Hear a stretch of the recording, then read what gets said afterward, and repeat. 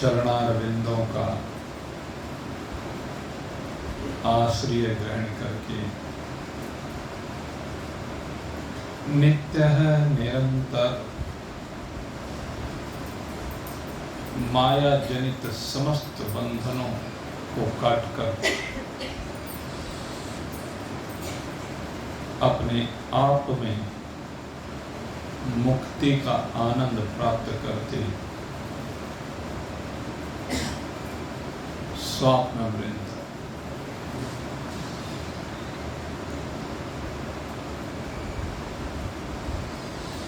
परमात्मा की असीम महान महती कृपा, जिसके परिणाम स्वरूप आज हम अपनी आजादी का 78वां दिवस मना रहे हैं। 77 वर्ष हमारी आजादी के परिपूर्ण हो चुके हैं और ये आजादी यूं ही नहीं मिली है। आजादी को प्राप्त करने के लिए बहुत बलिदान करने पड़ते हैं। बंधनों में, बेड़ियों में जकड़ी हुई, माया के बंधनों में जकड़ी हुई, 3 गुणों की बेड़ियों से बंधी हुई ये परतंत्रता बड़ी कष्टकारक होती है,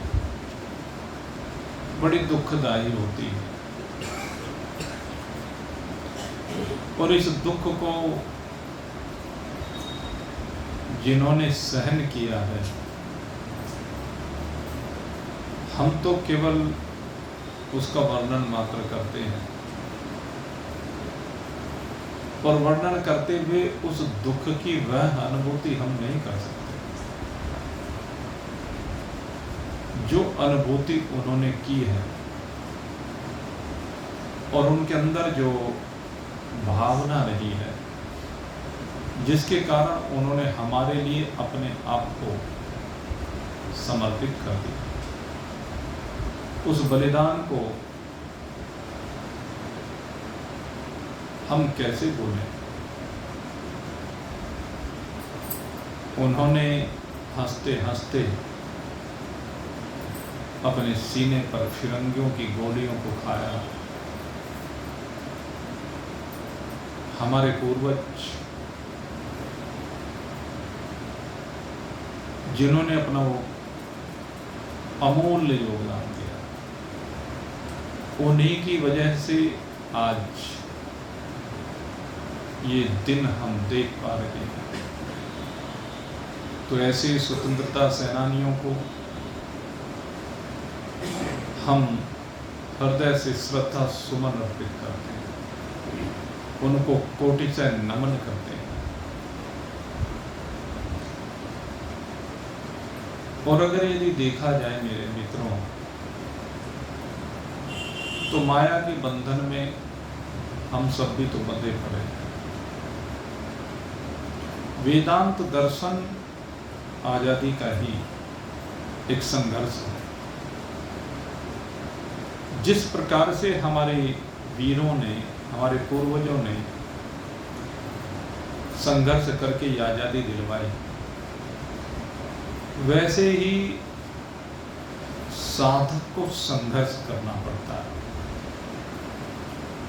साधक को बाहर भी लड़ना पड़ता है और अंदर भी लड़ना पड़ता है। और फिर मैं वही बात कहूंगा, कहते बाहर वालों पर विजय पाना बहुत आसान है, लेकिन अंदर वालों पर विजय पाना बड़ा कठिन है। दूसरों को जय करने से पहले, दूसरों को तो तब जय करना, पहले अपने पर विजय करो, अपने पर विजय प्राप्त करो। अपने से मतलब जिनको अपने माने बैठे हो उन पर विजय प्राप्त करो। हम प्राणों को अपना माने बैठे हैं, हम अंतःकरण को अपना माने बैठे हैं, त्रिगुणात्मक प्रकृति को अपना माने बैठे हैं। और जिसको अपना माना है उसी ने हमें बंधनों में जकड़ रखा है, क्योंकि उसे विषयों की चाहत है, भोगों की चाहत है, और उसी को तृप्त करने के लिए हम सारे जीवन भर लगे रहते हैं।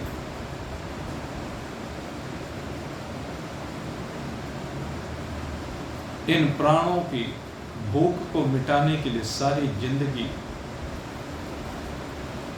पापड़ बेलते हैं भाई।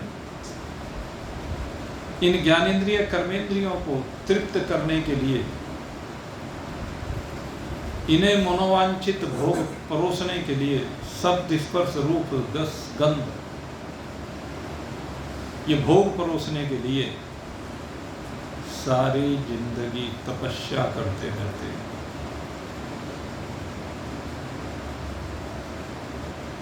इस प्रकृति के अधीन होकर के मेरे मित्रों केवल इसी के पोषण में लगे रहते हैं, और यही मूर्ता है। अरे ये सब तो जाने वाला है, ये सब तो रहने वाला नहीं है। मेरे मित्रों, इसके ऊपर कोई चिंतन करता। एक भक्त के पास जाने का अवसर मिला। शारीरिक कष्ट बहुत हो रहा, बहुत दिनों से बिस्तर पर बहुत पीड़ा झेल रहा। हमने कहा, भाई तू दूसरे के धर्म को अपने में क्यों आरोपित कर रहा है? अरे तू अलग है, ये शरीर अलग है।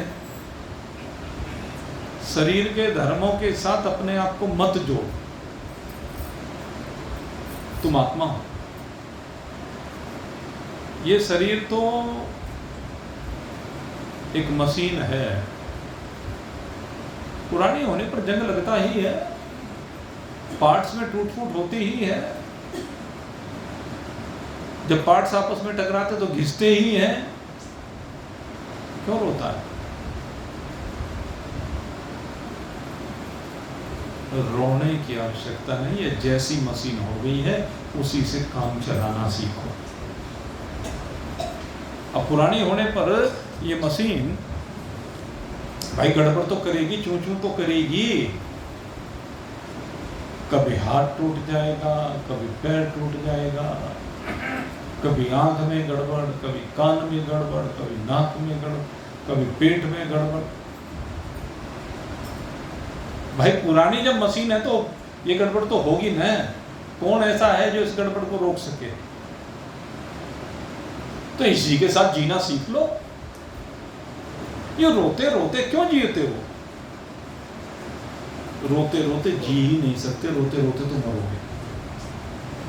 जीना सीखो। जैसी परिस्थितियां आपके प्रारब्ध ने, आपके शरीर ने, या कह लीजिए आपके कर्मों ने आपको परोस दी है, उनके साथ समझौता करना सीखो। जैसे संसार में आपके बहुत से सहयोगी हैं, बहुत हैं जो आपके साथ रहते हैं, यात्रा करते हैं। सब यात्रा ही तो कर रहे हैं साथ में। पति पत्नी यात्रा कर रहे हैं, माँ बाप यात्रा कर रहे हैं, बाल बच्चे यात्रा कर रहे हैं, भाई बंधु यात्रा कर रहे हैं, मित्र समुदाय यात्रा कर रहा है। तो जिस प्रकार से वो यात्रा कर रहे हैं, इसी प्रकार से समझ लो एक और पथिक आपके साथ जुड़ गया। जो भी विकार आया है शरीर में, बुखार आ गया तो बुखार एक आपका साथी है, वो भी आपके साथ साथ यात्रा कर रहा है। जैसे संसार के संबंधी कुछ अनुकूल होते हैं, कुछ प्रतिकूल होते हैं, तो जो प्रतिकूल होते हैं वो कष्ट देते हैं। ऐसे बुखार भी कष्ट देता है, ऐसी आंखें भी कष्ट दे रही है, ऐसे किडनी भी कष्ट दे रही है, हार्ट भी कष्ट दे रहा है। शरीर को ये सब कष्ट देते ही हैं, तो देने दो। जैसे वो साथी, जैसे उनके साथ जीवन की यात्रा चल रही है, जैसे भी रोते जीतते लड़ते झगड़ते, ऐसे इनके साथ भी यात्रा को चलने दो। और मैं कहता हूं बिल्कुल सही भाव से चलने दो भाई। जैसी शरीर की परिस्थिति है उसके अनुसार समझौता करके चल लो। और भाई एक बात बता दूं आपको, किसी के शरीर में कोई भी रोग आ जाए, ठीक तो किसी का होता है। किसी का हुआ हो तो मुझे बता दो। ये है थोड़ा सा काम चलाओ एडजस्टमेंट कर लिया जाता है। हार्ट में गड़बड़ हो गई, कोलेस्ट्रॉल जम गया, पहले स्टेंट गिरवाए हैं, फिर बाईपास कराई, लेकिन उनसे जरा पूछ के बता दो दवाई बंद हो गई क्या, हार्ट ठीक हो गया क्या? काम चल रहा है, जैसे तैसे करके इनसे अब काम पहले जितना खराब हो गया था उसके मुकाबले कुछ ठीक ठाक सा चल गया। तो ये प्रयास तो करते रहना चाहिए जिससे ये गाड़ी ठीक ठीक सी चलती रहे। इसमें थोड़ा सा तेल ग्रीस देते रहो। ये दवाइयां क्या है? तेल और ग्रीस ही तो है ये। जैसे दरवाजा जब पुराने हो जाते तो चूं चूं करने लगते हैं, तो क्या करते हो? उनमें तेल लगा देते हो, जरा सी ग्रीस ला के लगा देते हो। उससे क्या होता है? वो फिर से रवा सा हो जाता है। लेकिन जब वो ग्रीस और तेल सूख जाता है तो फिर चूं चूं करने लगता है। तो फिर से क्या करना पड़ता है? फिर से ग्रीस और तेल। यही तो है। तो ऐसे ही भाई शरीर भी ऐसा ही है। ये शरीर बार बार कुछ न कुछ परोसता ही रहता है। अब जो भी कुछ परोस रहा है उसे परोसने तो आप भी उसका जितना समुचित इलाज कर सकते हो तो कर लो, नहीं तो रो मत। नहीं भी इलाज कर पा रहे तब भी रो मत। यहां पर रोने के लिए नहीं आए हो, फिर कहता हूं यहां पर आप रोने के लिए नहीं आए हो, हंसने के लिए आए हो। मूर्ख मत बनो। दूसरे के धर्मों को अपने में आरोपित कर लेना यही मूर्खता है। आशा तो इंद्रियों की है, भोगों की, और आपने उस आशा को अपनी मान लिया। रूप देखना तो आंख चाह रही है, आपने समझ लिया कि मैं देखना चाह रहा हूं। स्पर्श त्वचा करना चाह रही है और आपने समझ लिया कि मैं स्पर्श करना चाह रहा हूं। शब्द कान सुनना चाह रहा है, आपने समझ लिया कि मैं सुनना चाह रहा हूं।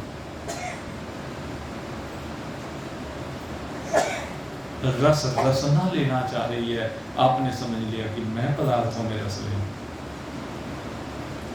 गंध नासिका लेना चाह रही है, आपने उस गंध को ये समझ लिया कि मैं लेना चाह रहा। यही मूर्खता है, इसी को कहा मूर्खता, अज्ञानी।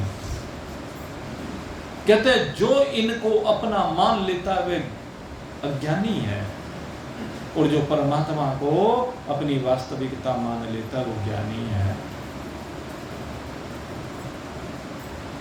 तो जो अज्ञानी होता है वो परमात्मा को जान ही नहीं पाता।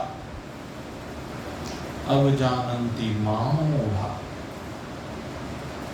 स्पष्ट कहते हैं अब जानंती मामोढ़ा मानुषिं तनुमाश्रितम् परम भावम जानन्तो मम भूत महेश्वरः। मूढ़ तो मुझे जानते नहीं है, और कौन जानता है? परम भावम जानन्तो मम भूत महेश्वर है। लेकिन जो ज्ञानी है, जिसका चित्त मेरे में लग गया है, कहते हैं वो ऐसा साधक तो जान लेता है, लेकिन ये जिसने मेरे परम भाव को नहीं जाना, जिसने मेरी दिव्यता को नहीं पहचाना कि सृष्टि का सृजन, लय और पालन सब मुझसे हो रहा है, वो मूढ़ है। और वो मूढ़ ही फंसा हुआ है आशा रूपी फांस में। ज्ञानी आशा रूपी फांस में नहीं बंधा हुआ। मोघासम मोघ कर्मणा मोघ ज्ञाना विचेतसः राक्षसीं आसुरीं चैव प्रकृतिं मोहिनीं श्रितः। आशाओं को लेकर के, उन पदार्थों को पाने की चाहत लेकर के व्यर्थ के कर्मों में फंसा रहता है, जिससे उसका चित्त विक्षिप्त होता चला जाता है। विचेतसः, चित्त विक्षिप्त रहता है, चित्त भ्रमित रहता है, चित्त घूमता रहता है, दौड़ता रहता है संसार के विषयों में। जिनकी ऐसी प्रकृति है, भगवान कहते हैं वो राक्षस है, असुर है। उसको कहते हैं इस मेरी मोहिनी प्रकृति ने मोहित कर रखा है। लेकिन जो महात्मानस्तु माम पार्थ देवीं प्रकृतिमाश्रितः भजत्यन्यमनसो ज्ञात्वा लोकादिमव्ययम्। अब दूसरे की बात करते हैं, जिसका चित्त भगवान में रमा हुआ है, जो प्रकृति के आश्रित नहीं है, जो परमात्मा के आश्रित है, और जो जानता है, क्या जानता है? भूत महेश्वरम। भूत महेश्वर समस्त भूत प्राणियों का राजा, परमेश्वर, उनका स्वामी। कहते हैं वो मैं हूं। जिसने ये जान लिया है, जानने के बाद क्या होता है? कहते हैं भजन्ति अनन्यः मनसो। वो क्या कहता है? अनन्य मन से। अनन्य मन माने अब वो संसार की ओर नहीं दौड़ता है। अनन्य मन उसी का तो कहते हैं जब संसार की ओर मन ना दौड़े। जैसे पतिव्रता नारी का चित्त कहीं संसार में नहीं दौड़ता है। जिस प्रकार से एकाज्ञाकारी शिष्य का चित्त गुरु आज्ञा से विलग कहीं जाता ही नहीं है। जैसे लोभी का चित्त धन से अलग कहीं जाता नहीं। कामी जिमि नारी प्रिय लोभी प्रिय जिमि दान। लोभी को धन दिखता है, कामी को चमड़ी चमड़ी दिखती है, वो कुछ नहीं दिखता। तो यहाँ कह रहे हैं ऐसे ही भजन्ति अनन्य मनसो। जो भगवान का भक्त होता है उसे सदा भगवान ही दिखता है।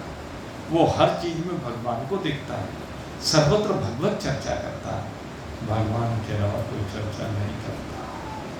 वो जानता है कि परमात्मा ही है जो समस्त भूतों के कारण है, चर और अचर समस्त जगत के जो कारण है, ऐसा वह जानता है।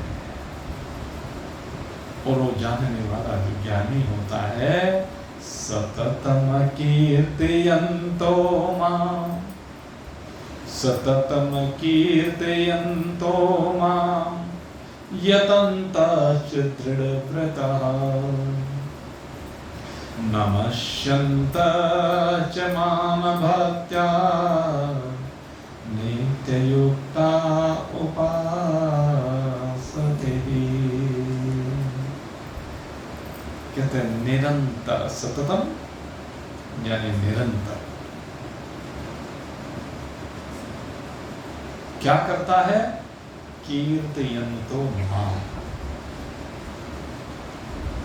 भगवान का कीर्तन करता है। भगवान का कीर्तन करना क्या है? राम राम राम राम राम राम, केवल यही कीर्तन है, ये कीर्तन है। सततम कीर्तयन्तो, यहां पर जब उसकी दृष्टि परमात्मा ही बन जाती है तो फिर उसे भगवान के अलावा कोई दिखता ही नहीं। ये है असली कीर्तन। जैसे एक बार एक कन्या का विवाह हो जाए और उस कन्या का विवाह होने के बाद उसे हर समय ये ध्यान करने की जरूरत नहीं है कि ये मेरा पति है।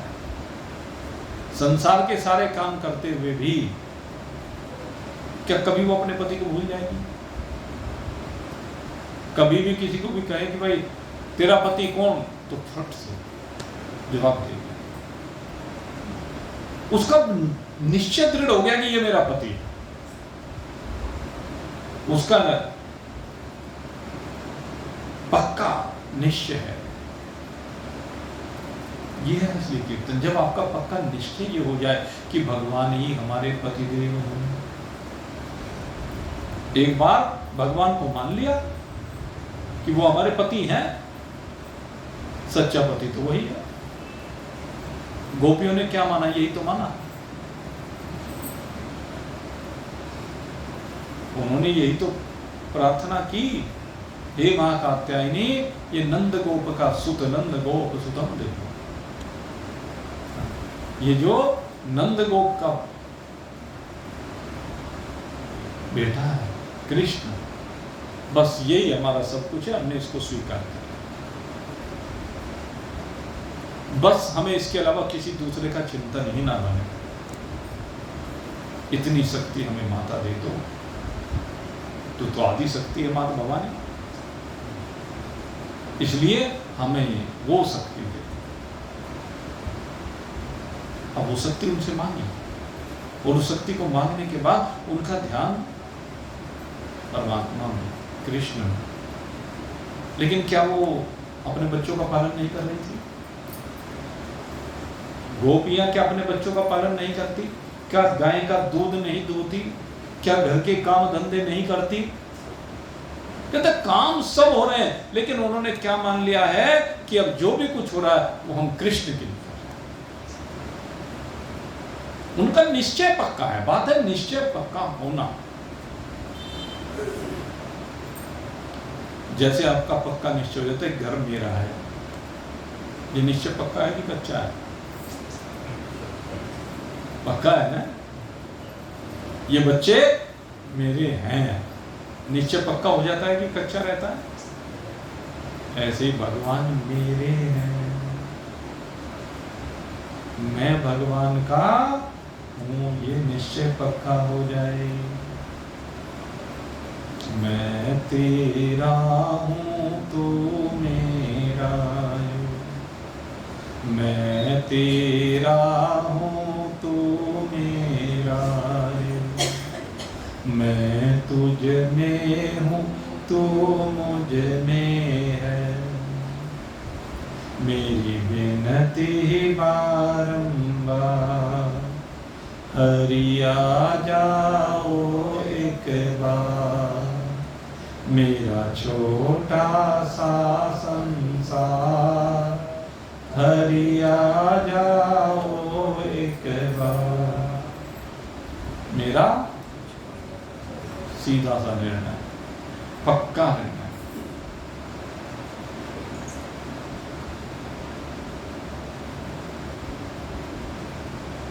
क्या है पक्का?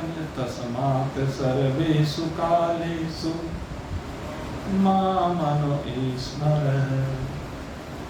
ये है पक्का नहीं कि मुझे हर समय भगवान का स्मरण बना रहना है। संसार का कोई भी काम हो लेकिन भगवान का स्मरण बना रहे। इसी को कहते हैं सततम कीर्तयन्तो मां यतन्तः दृढ़व्रतः।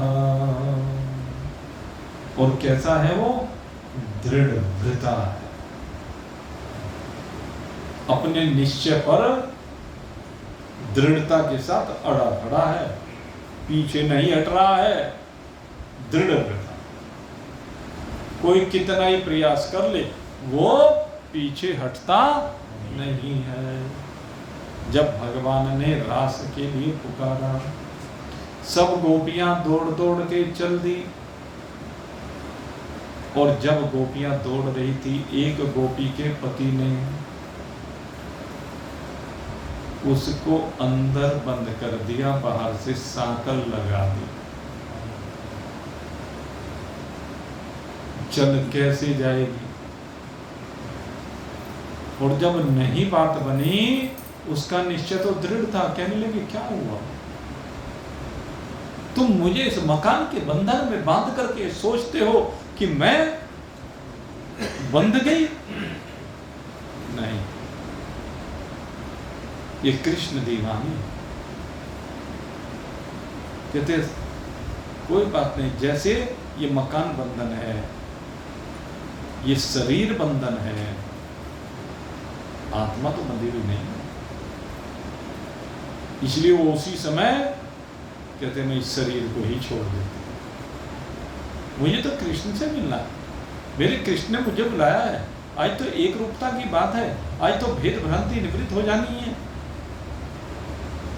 शरीर को छोड़ के चल देती है। यह है दृढ़ता, जिनका निश्चय पक्का हो गया, पक्का निश्चय, इसे कहते हैं मेरे तो गिरधर गोपाल दूसरों ने कोई। मीरा क्या कहती है? मेरे तो गिरधर गोपाल दूसरों न को। जब भक्त ये कहने लगे कि मेरा परमात्मा के अलावा कोई दूसरा है ही नहीं, वहां पर द्वैत है ही नहीं,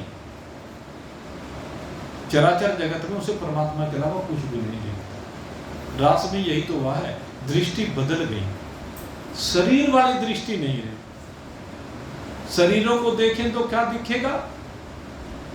ये शिव कुमार बैठा है, क्या दिखेगा? वकील साहब बैठे हैं, ये बजाज साहब बैठे हैं, ये गुप्ता जी बैठे हैं, ये फलाना बैठा है, शर्मा जी बैठे हैं, ये दिखाई देगा। और जब ये शरीर की दृष्टि हट के परमात्मामय दृष्टि हो जाएगी तो क्या दिखेगा? केवल परमात्मा दिखेगा, परमात्मा के अलावा फिर कोई नहीं दिखेगा। लेकिन कब दिखेगा? जब हमने उसका वर्ण कर लिया। तत्सवितुर वरेण्यम, तत् सवितुर वरेण्यम। उस दिव्य तेज का, उस परमात्मा के दिव्य तेज का, उस परमात्मा की अनंतता, असीमता, अखंडता, एक रूपता का जब हमने वर्ण कर लिया,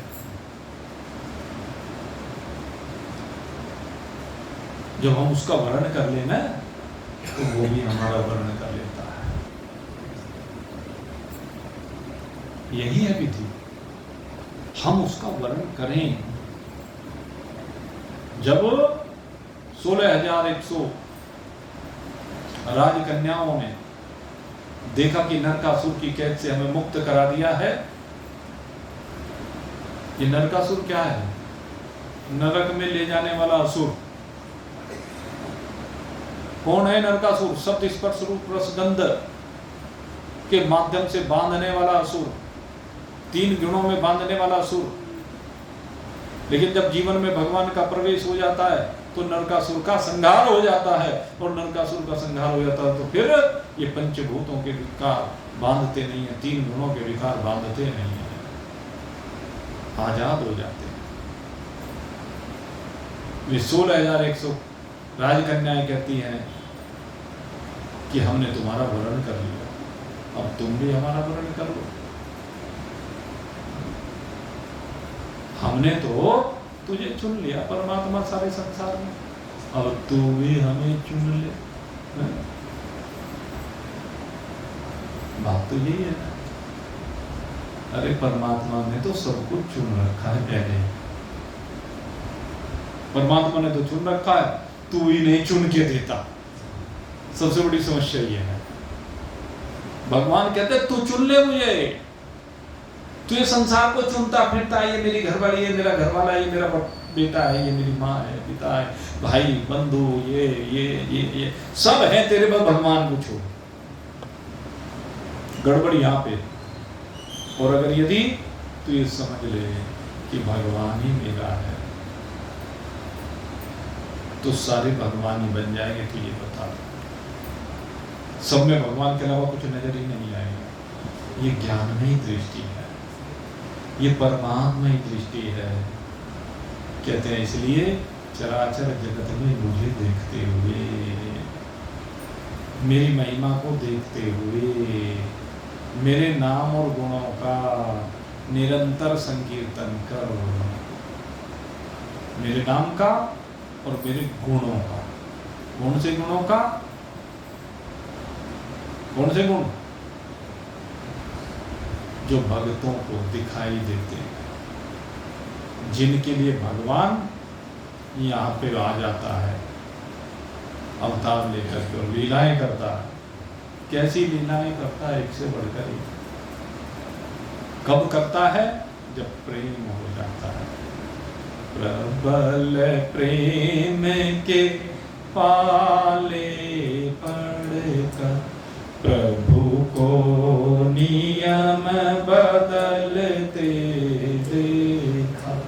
प्रबल प्रेम के पाले पड़कर प्रभु को नियम बदलते देखा।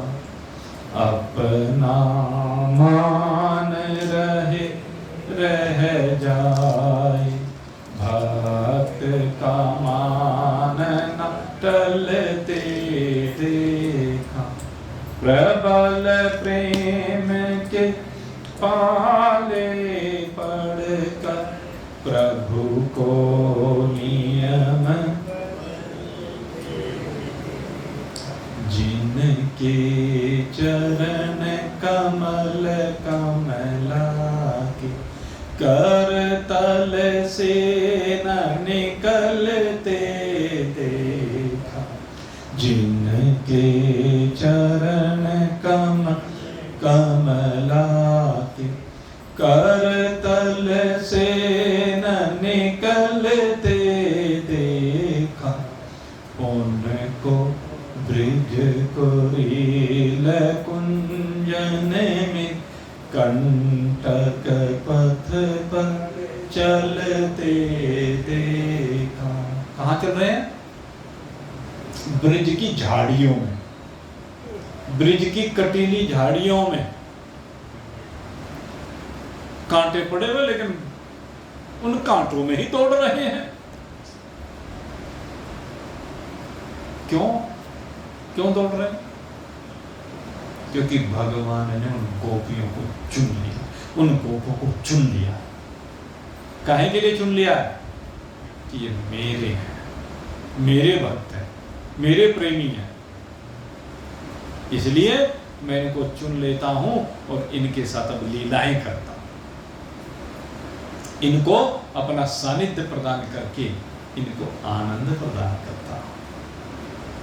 ये चिंतन।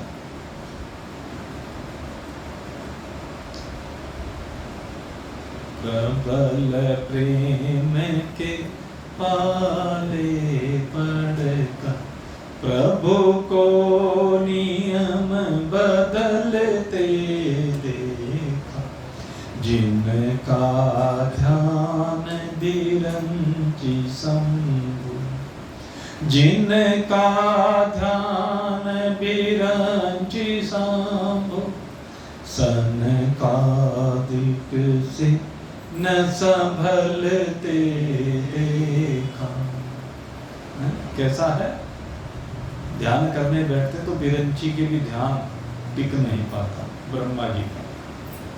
भगवान शंकर भी जिनमें अपने चित्त को रमाए रखते हैं, और वही भगवान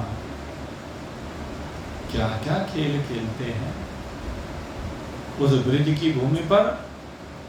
जिनका ध्यान बिरंची शंभु, सनकादिक से न संभलते देखा। उनको बाल बाल मंडल में लेकर गेंद उछलते देखा। उनको बाल मंडल में लेकर गेंद उछलते देखा। प्रबल प्रेम के पाले पड़कर प्रभु को नियम बदलते देखा। अपना मान रह जाए, भक्त का मान न टलते देखा। प्रबल प्रेम के पाले पड़कर, ये है प्रबल प्रेम, जिसके कारण भगवान ग्वाल मंडल में आकर के खेलने लगते हैं। जो खेल को देखने वाला है, खेल का साक्षी है, वो स्वयं खेल में भाग ले लेता है। ये प्रबल प्रेम की बात है। जिनकी केवल कृपा मात्र से सकल जगत को पलते देखा। जिनकी केवल कृपा मात्र से सकल जगत को पलते देखा। सारा जगत जिनकी केवल कृपा से भोजन पा रहा है, भोजन दे कीड़े कुंजर, सबका पालन करने वाला है, वो यहाँ ब्रिज की भूमि पर आता है। और वो क्या होता है? कहने लगे गोकुल का ये जो गौरस है, गाय का दूध है, माखन है, छाछ है, उसके लिए मचलता फिरता है। जिनकी केवल कृपा मात्र से सकल जगत को पलते देखा। जिनकी केवल कृपा मात्र से सकल जगत को पलते देखा। उनको गोकुल के गौरस पर, उनको गोकुल के गौरस पर सौ बार मचलते देखा। एक बार की बात नहीं कर रहे, तो सैकड़ों बार। उनको गोकुल के गौरस पर सौ बार मचलते देखा। प्रबल प्रेम के पाले पड़कर प्रभु को नियम बदलते देखा। अपना मान रह जाए, भक्त का मान न टलते देखा, प्रबल प्रेम के पाले पड़कर प्रभु को नियम बदल, जिनकी वक्र भ्रिकुटी के भय से सागर सप्त उबलते देखा, जिनकी वक्र भ्रिकुटी के भय से सागर सप्त उबलते देखा, उनको मात यशोदा के भय से, उनको मात यशोदा के भय से। एक माँ यशोदा एक डंडी सी लेकर के आती है और उसके भय से कौन दौड़ा फिर रहा है, बचाओ बचाओ कर रहा है, नंद बाबा को पुकार रहा, बाबा बचाओ बचाओ। कैसी लीला कर रहा है। उनको मात यशोदा के भय से अश्रुबिंदु दृग ढलते देखा, प्रबल प्रेम के पाले पड़कर प्रभु को नियम बदलते देखा, अपना मान रहे रह जाए, भक्त का मान न टलते दे। ये है भगवान का प्रेम, ये है भगवान का वरण। तो ऐसे भगवान का हम वरण कर लें और नित्य निश्चय से संयुक्त होकर, दृढ़ निश्चय से संयुक्त होकर के निरंतर उसका संकीर्तन करें, उसका स्मरण करें, उसकी महिमाओं का गायन करें, सदा उसी में ध्यान को लगाएंगे। ऐसा भगवान कहते हैं कि ऐसा जो भक्त होता है, ऐसे जो भक्त का मुझ में अनन्य प्रेम होता है, कहते हैं उस भक्त के प्रति मेरा भी अनन्य प्रेम हो जाता है। ये यथा माम प्रपद्यन्ते, ये यथा माम प्रपद्यन्ते तांस तथैव भजाम्यहम्, जो मुझे जिस प्रकार से भजता है। भगवान कहते हैं मैं भी उसे उसी प्रकार से भजता हूँ।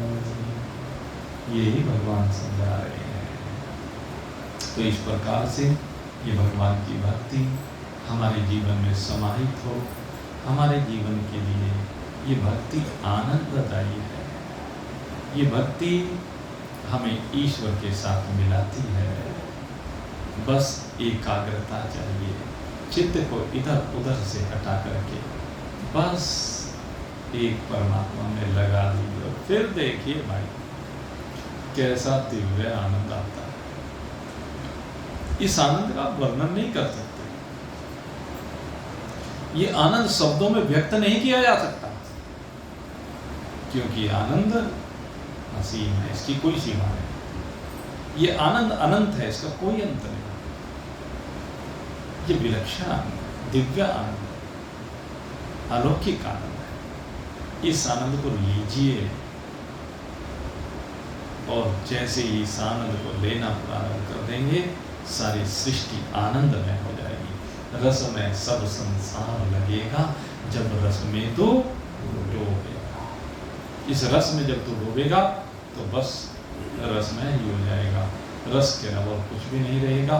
आप सबके लिए बहुत बहुत शुभकामना करते हुए अब यहीं पर आज के सत्संग को विश्राम दे रहे हैं। और कल एकादशी है, वैसे तो आज ही आ गई, लेकिन व्रत की एकादशी कल है और परसों द्वादशी भी है और त्रयोदशी भी है। तो परसों द्वादशी का जो हमारा माता अन्नपूर्णा का भंडारा होता है वो यथावत होगा। परसों दिन में लाला जी की दुकान पर और रात को यहाँ पर सत्संग में भाई आप सभी लोग सादर निमंत्रित हैं। बोलिए सच्चिदानंद भगवान